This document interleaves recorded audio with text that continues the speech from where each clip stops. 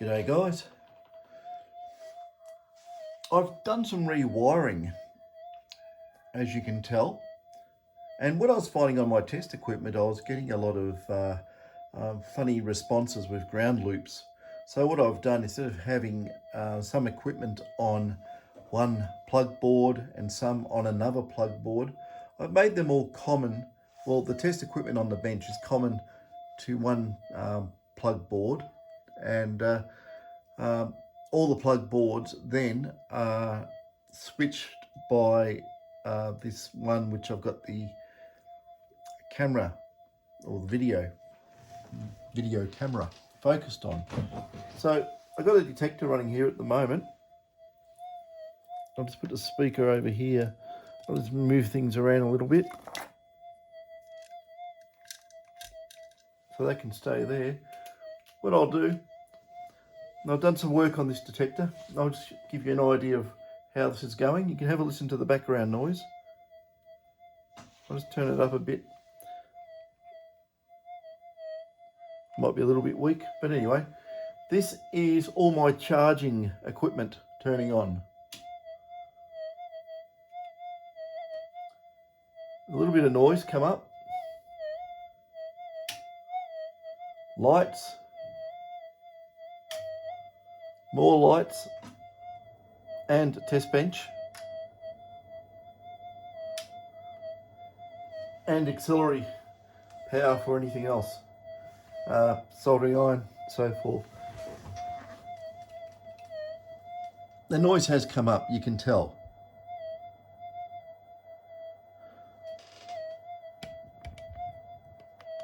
So yeah, up there we've got charging, batteries on charge. The oscilloscopes come to life. This is the output stage of a new front end I've put on this detector. This is the one I did the capacitors on, by the way.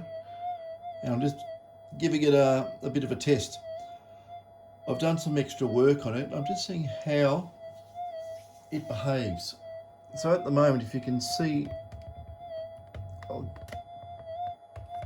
I'll zoom in without, hopefully not dropping it off. That's directly on the preamplifier stage, and it's 10 millivolts per division. And you can see a little bit of fur on that signal. That is noise, which is just riding into the op amps and getting amplified. But neither here nor neither anything to worry about, it's just there. On the detector, whoopsies, kick the tripod. On this one, this is the one that, I'll take that away. This is the one that had all those capacitors. Really doesn't like me touching it, but if they're rock solid now. I put the hot melt glue on them. I haven't painted it white or anything. I just left it as is. It's me touching one of the input wires. It's very sensitive. You can probably see, have a look at this. I just put my finger lightly on the wire, but you have a look at the noise on the oscilloscope. I'll zoom in again. Just have a look at this. This is gives you an idea how sensitive these things are. I'll just line it up and zoom in. But I'll just rest my finger just on the PVC plastic on the wire.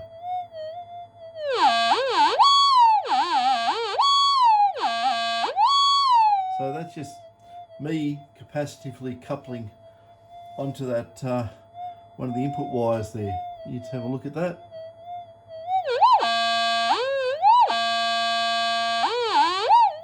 Just put my hand near it. Completely bonkers, isn't it? Anyway, if I actually had this in a box, it would be a lot less noise getting into it. I've done some different upgrades on this detector. It's me touching the front panel. Just, you can see that, and all I'm doing is, if I have to loosen this off again to do that. I'm probably zoomed in too much too, but okay, where are we over there? All I'm doing, I was just touching that like that. And you can see, oops, there we go. Just those capacitive effects of, I'm got bare feet. I've got my feet on the carpet. You think carpet's an insulator? No, it's not. I can show you some interesting things here. If I got my finger on it, and I lift my feet up, and put my feet back down, and up goes the noise. So yeah, there's 50 hertz interference everywhere. Of course, you can't get around it. But that's this will be quite good.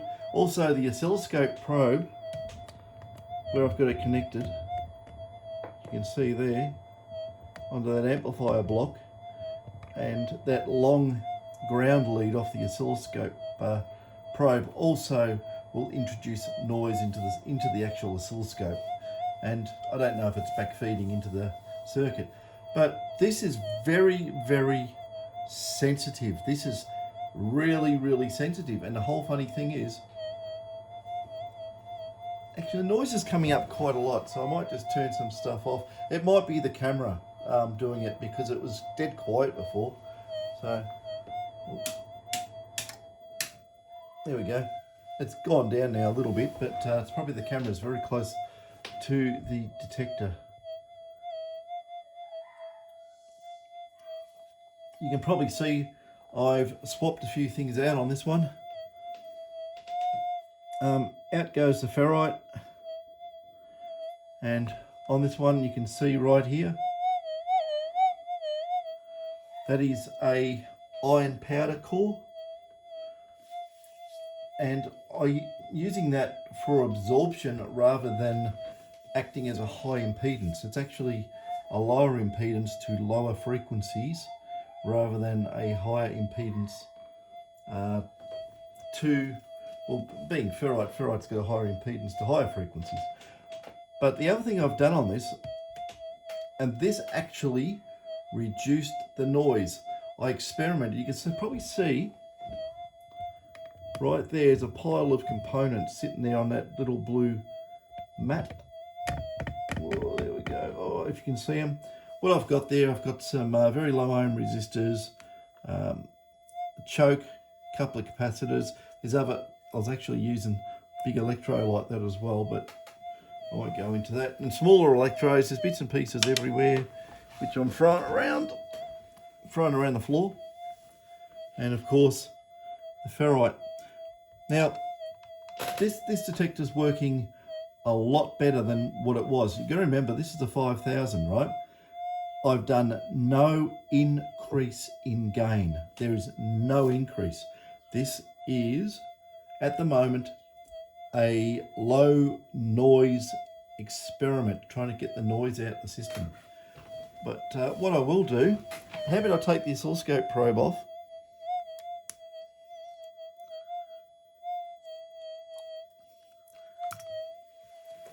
I'll just try everything I can to get the noise away from it. I've got the bench off, the whole lot's off, but I've got this here. I think this is probably making a bit of noise, so I'll move it away a bit.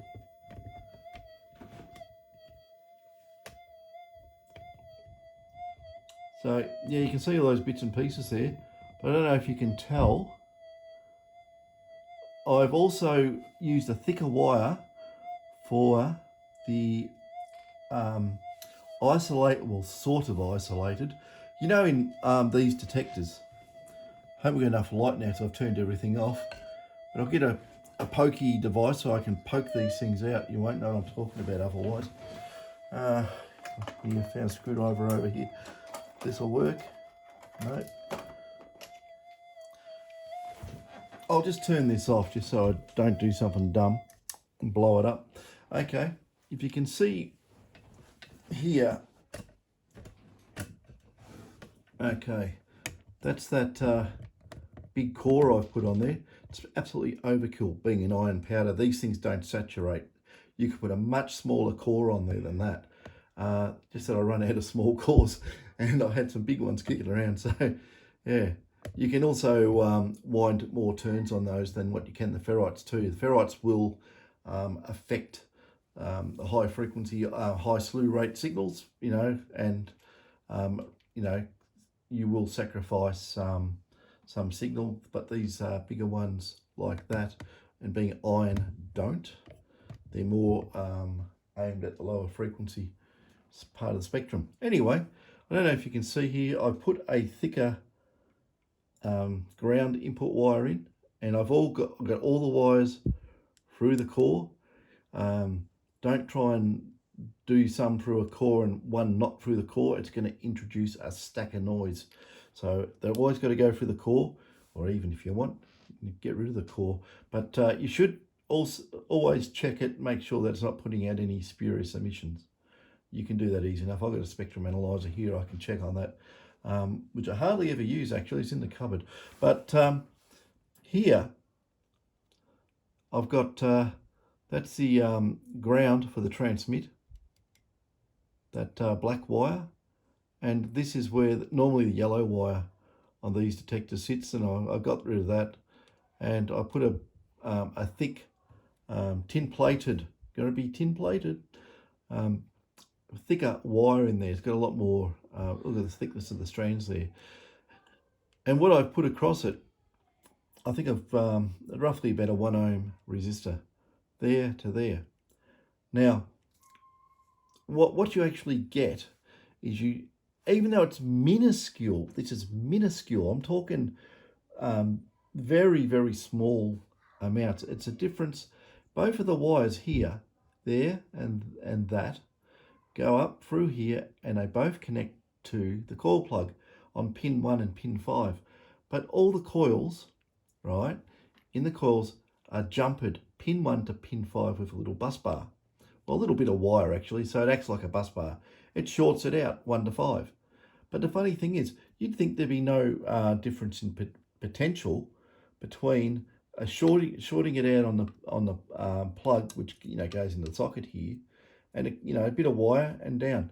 Actually, it does. Now, it somehow affects the high frequency component of the signal coming in, and I tried a lot of things doing this, and I came up with, I had tune networks. I had don't put a big electrode across it, even if it's got a piece of wire across it. It's quite amazing that even the absolute milliohms, fractions of a milliohm even, of a piece of wire across here, and you put electrolytic across here, you watch all the waveforms start going vertical. It's very interesting. So it can look at very, very tiny voltages. But anyway, I've tried lower than 1 ohm, higher than 1 ohm, tried 2.2, 1, 1.5, 0.5, 0.22, all sorts. And I discovered that around about a 1 ohm, half an ohm, 1 ohm, something of that nature, actually brings the noise down, right? So on this is just the way I've done this. So I'm quite impressed. So anyway, we'll zoom back out, but I can show you something. You know how deaf a 5000 is? I'll say in normal mode, and they're relatively got a lot more noise than 4500 for some reason, but they have. Maybe it's the lower gain in the front end opening up the bandwidth for the detector. The lower the gain on these things, the higher or wider the bandwidth. So maybe it's high frequency component getting in. I've never bothered mucking around with it. I could, but I'm not really that interested. I'm more of a practical person rather than muck around for hours and hours and hours doing mundane experiments. But this is how to get the noise out of the detector, right? So up there, we're using the big coil for inside suburbia. That's a 12. It's a double D because I've got the detector in cancel mode, unless you want to hear it, scream and carry on. And everything's factory standard on this. I'll just turn him on. I'll give you an idea. Now, okay, it'll take a little while to warm up. It's got a lot of components that I've added on the front end, and they will take about 30 seconds to a minute to thermally stabilize. It's just the way it is. So yeah, 0.05 grams specky. You can see it there. I think you can see it. I've got everything on the room off, so I'm only using the overhead light too. That might be making noise. But anyway, otherwise we won't be able to see what we're doing. So I've got that. Let's check the front of the detector. Okay. There we go. I'll put that into, there we go, fix. Let's put it into fixed tracking, and it's in normal mode. Okay, just normal mode is usually pretty deaf to something that small. It just won't detect it. But if we go up onto the coil here, remember before, like on a standard 5000, to get a signal you'd have to do this.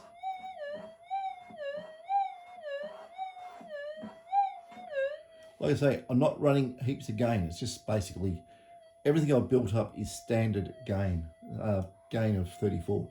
So we'll get our little spec, but this is the interesting bit.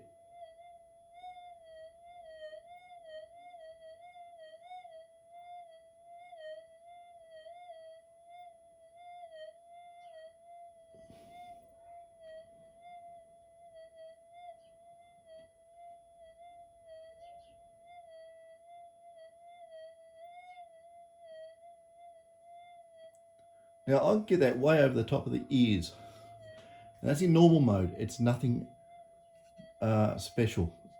It's clocking at the normal rate, but I'm just showing you what happens when you get the noise out of the front end and do a few little tricks. You can get these things really, really sensitive. That's amazingly sensitive in normal mode. It's all factory default standard settings. I've just got the boards I've put in there. And I haven't even done the filtered power supply yet on this, so it's going to be better again. And there's some other stuff I've got to do as well. Filtering the power supply to the front end, getting the last, a few millivolts of ripple out of it is really beneficial. So,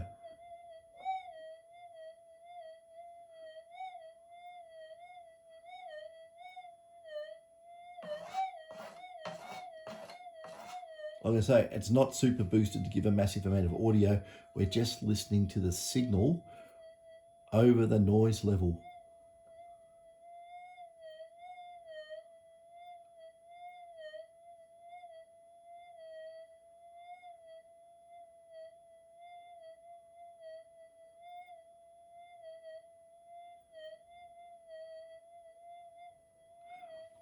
Hope you can actually work that out. I haven't got the camera at the same height as the coil.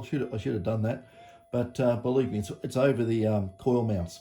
I could probably just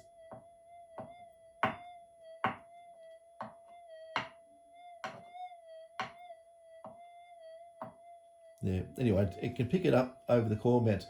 It's pretty for this. It's pretty being sensitive in the middle of the coil. You've got to probably get more over the receive winding, which is this side.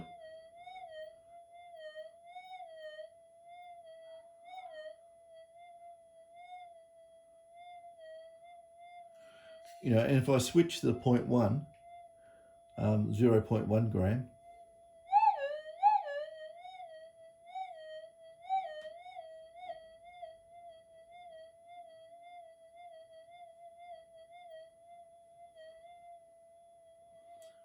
probably get that a lot higher. Anyway, it's in normal mode, so it's not really made for small gold. So what we'll do, we'll throw it into enhance. So the detector is now in enhance. A little bit more punchy on the gold.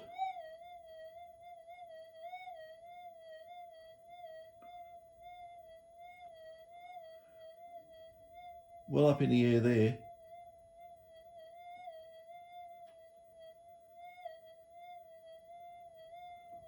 About an inch over the top mounts, so I'll give you an idea. And the other thing we can do is flick it into fine gold. And fine gold is a noisy mode, it just is. But we've got our little spec, little 0.05 grammer.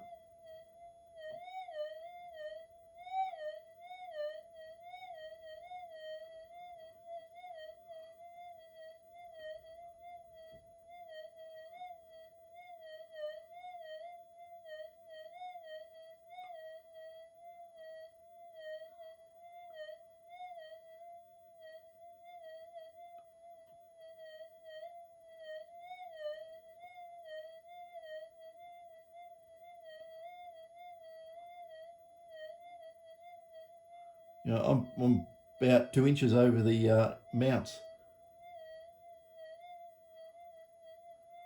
On 0.05, that's quite spectacular. The thing is, this ground balances like it has got no boost. It ground balances beautifully. Total no residual of hot rocks on the coil. It just absolutely is so smooth. And if I was out in the field with this, we wouldn't have that chatter, and it would be going a lot better than what it is. It's just got to put up the 50 hertz in the house. Can't do anything about it. You know, so if we get the 0.1 and we try that on fine gold.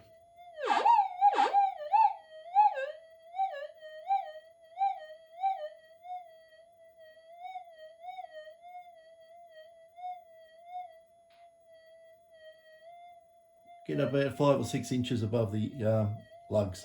So I think that's quite good. And like I say, I'm not even running the amplifier, the dual channel amplifier board in it. It's just basically a lower noise front end than what it has.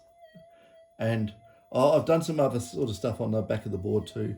But you know, I've got to keep some of my stuff secret, don't I? Yeah, because what I find is that if I tell everyone how to do it all, what everyone else does it like, and then sets up businesses, and then they start saying that they taught me how to do it. I think that's rather incredulous, but they do. They absolutely do. Yeah. So see if other people can do that. See if they can get the detector that sensitive, and keep most of the noise out of it. Be interesting to see. So that's that. This is going to get some more work done on it as well. Yeah, a bit more. But the other thing too, have a look at the. I'll spin this around. I'll do it slowly so you don't get car sick.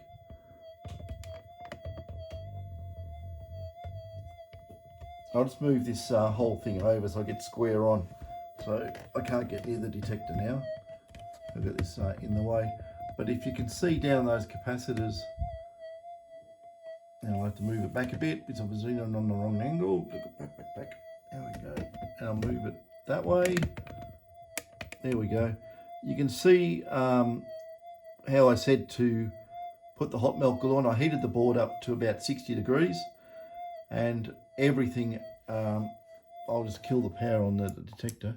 But, you know, that's just rock solid. It's never going to come off. It's not going anywhere at all. I mean, you know, it's just hard. And they're all done like that there. And I don't know if you can see. Oops. This is the trouble with doing this. You really need someone holding the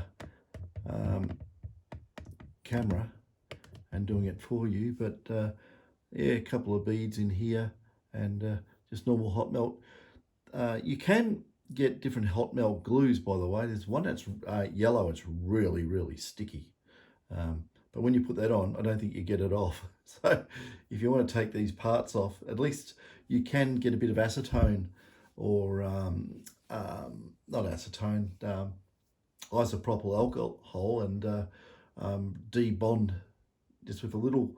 As soon as you separate it a little bit, you can debond it. So yeah, that's all rock solid, one big lump. So there's not going to be any noise. This detector was making all sorts of weird noises when it came in, so I fixed that, and then I've done the I'm halfway through the upgrades on this. It's going to be a lot more to be done. It's going to be a ripper of a detector when it's done.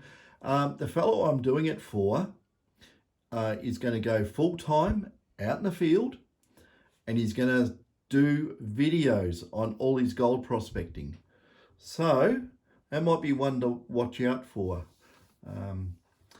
So if someone out there starts a channel up and starts getting a lot of gold, you might want to ask them what detector they're using.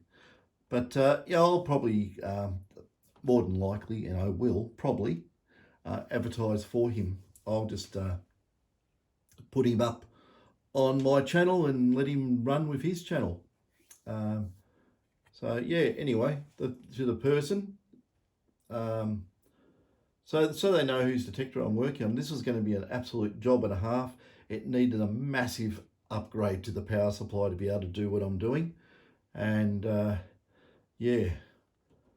So the person whose name starts with an R, yeah, you know who you are, and this is your detector. It's been here for a little while, getting done, but I want to get it 100% right, and we're going to just do what we can to get the absolute maximum out of it. So it's going to be an absolute doozy. Yeah, okay. Well, guess what? It's New Year's Eve here in Aussie, Australia, because on the other side of the world, everyone's behind by a day. So, yeah, I don't really want to go out tonight because all the drunks and a lot of clowns are out there. You don't want to go on the roads at all. It gets a bit crazy. Yeah, it's funny, isn't it? The older you get, the more you realise not to do certain things, like going out New Year's Eve is a really wise thing. I'm not going to go and say what I used to do New Year's Eve and stuff years ago, but yeah, yeah, probably ended up being the town menace for the night in a lot of cases with a lot of mates and that. But yeah, I think I'll just take it easy and sit in the backyard. Got some glow sticks and some sparklers. Can't hurt ourselves with that. But that's this detector for Mr. R. And anyway, I'll have that ready probably, well, it's Sunday. I'm going to have it ready Monday. And it should be really good. I do want to go out in the field and test it. I also want to test Ron's detector. Ron wants the big nugget smashing detector, and I've done his detector. We just got to get out and test them properly. We've got to go to a very highly mineralized area, and we've got to have a test site ready to roll. Now, I always save the best things for the end of my videos, because if people turn off, they never get to hear it. I do it on purpose. There's some accessories we've got coming out which are going to blow your mind, okay? This is unbelievable. Dave and myself have been working on, Dave's been working flat out on it, right? And I've been doing a little bit, and Dave's, yeah, putting it together, and I'm just coming up with part of the concept on how to do things. And it's going to be an absolute eye-opener. You are going to go, I want that, I want it, I need it, I can't live without it. So it's going to be coming out soon. And this is designed by Dave and myself, built in Australia by Dave. I haven't got the time to build it, so Dave's going to have to put these things together.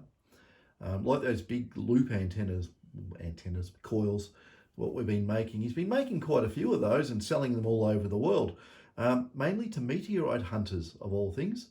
They sled them up and they go over big expanses. One guy's doing it in the Arctic, and he's doing it with a team of dogs, right?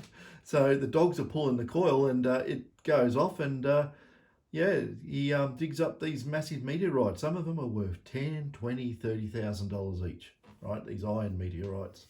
So there's big money in meteorites. And I'll tell you something really funny as I go off course a little bit again, but it is interesting.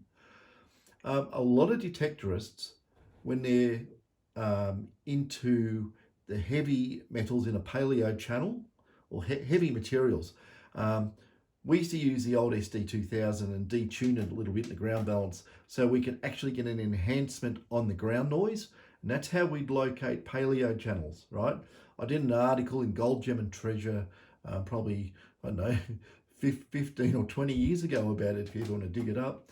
And it's also one about meteorites as well. But anyway, when you find these paleo channels, people dig them up, and usually there's gold in there. There's a lot of fine gold, can be big nuggets too, just depending. But what happens is a lot of meteorites over, millions of years end up in the heavy mix in the paleo channels. And a lot of people go, oh, hot rock, and throw it out, right?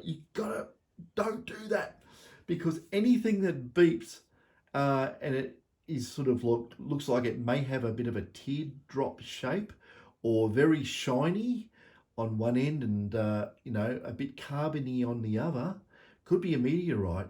And some of these things go for huge bucks, right? That's why these guys are out there doing it. It's a big thing for me. There's big money in this meteorite collecting business or hobby or business. And the guys make a fortune out of it, These big coils we make, they take a lot of time to make because the circumference is huge and it's all done by hand and it's got to be done properly. And, it's worth a lot of man hours making them, and it's big money. And the guys go, yep, not a problem. Make me another one. I want two. So there's money in meteorites, guys. It might be more money in meteorites than gold at the moment. I don't know. But it's definitely worthwhile. Don't throw out your hot rocks unless you are very, very sure that it is some sort of standard found everywhere hot rock. Just don't throw hot rocks out that you're not sure about. Get them examined. There's people out there who know all about meteorites, and they'll tell you if it is one or not. But even little small ones, you get, what are they called, techites or something, small little teardrop ones, about the size of a 10-cent piece or a dime, depending where you are. I don't know what the POMs call theirs, but that sort of size. English people, not POMs. That's very Australian, isn't it? Calling English people POMs, but we do. We don't say it in a derogatory way. We say it affectionately. We call Americans Yanks too. But we say that affectionately as well. And you can call us kangaroos or something. I don't care. Meteorites is the go, and we've got a lot of interesting stuff getting put together at the moment, and it's going to be really good. I've got about, I don't know, I reckon I've got 10 projects on the go at the moment, and when I do the conceptual stuff, then I get Dave to do it, because it actually does happen, because otherwise it'll sit on the experimental test bench and stay there forever. I want to get these things made and out the door, because they're a big benefit to people who are looking for gold. It will help you immensely, right? And I will probably, with some of this stuff, I will be, just be aware of this, I will be arranging field testing. We will probably go somewhere in central Victoria. That's in Australia, not Victoria over BC, Canada way or anything like that. Where we'll go to one of the test sites, and you can try all the new stuff and compare it to what you've got, and then try it with different stuff, right? I'm not going to go let the cat out of the bag at the moment, but it will be definitely worth everyone's while to check out what we're doing. And if you can't make it to the test site, we'll just have randoms roll up, basically. You can try it out, and you can we'll make a video, and they can say their piece on it. If they don't like it, they can say it's pile of crap. And if they like it, they can say they like it. That's that. Anyway, it's now 6:15 in the evening here, and we're going to prepare for this New Year's Eve bizzo. So I'll probably have a few drinks later on at 10 or 11 o'clock, and hopefully, nothing really interesting happens. Watch TV, watch all the fireworks on TV is the best way to do it. Anyway, catchers, I'm out of here.